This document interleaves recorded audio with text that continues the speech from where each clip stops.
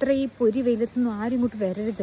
നമ്മള് ഡാമിൽ കയറിയിട്ടില്ല. നിന്റെ നെറ്റിയിൽ എഴുതി വെച്ചിട്ടുണ്ട് നിന്നെ കൊണ്ട് ഈ പരിപാടി നടക്കൂല. ഡാമിന്റെ മുകളിൽ കയറിയില്ല. അതിന് കുറച്ച് മുകളിലെത്തിയപ്പോൾ തന്നെ ഞങ്ങൾക്ക് മനസ്സിലായി ഇത് പറ്റത്തില്ലാന്ന്. സോ നമ്മൾ അതിൻ്റെ താഴോട്ട് ഇറങ്ങിയിട്ട് ഇപ്പം തിരിച്ചു പോകാൻ നിൽക്കുകയാണ്.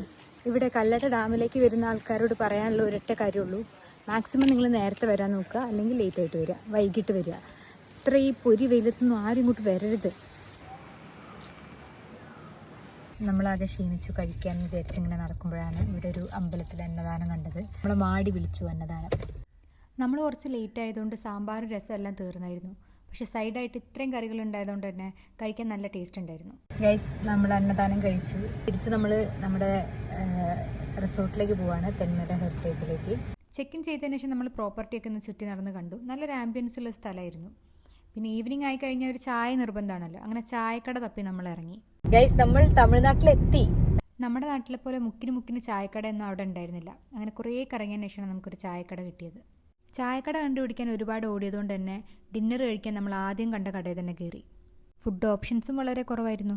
അപ്പോൾ ഉള്ളതുകൊണ്ട് നമ്മൾ അഡ്ജസ്റ്റ് ചെയ്തു.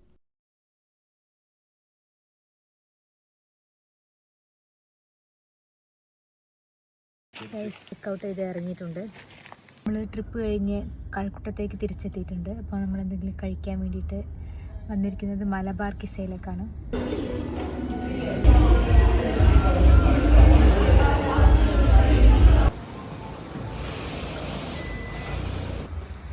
ഗൈസ്, 1 ഡേ ട്രിപ്പ് കഴിഞ്ഞ് ഞങ്ങൾ തിരിച്ചെത്തിയിട്ടുണ്ട്.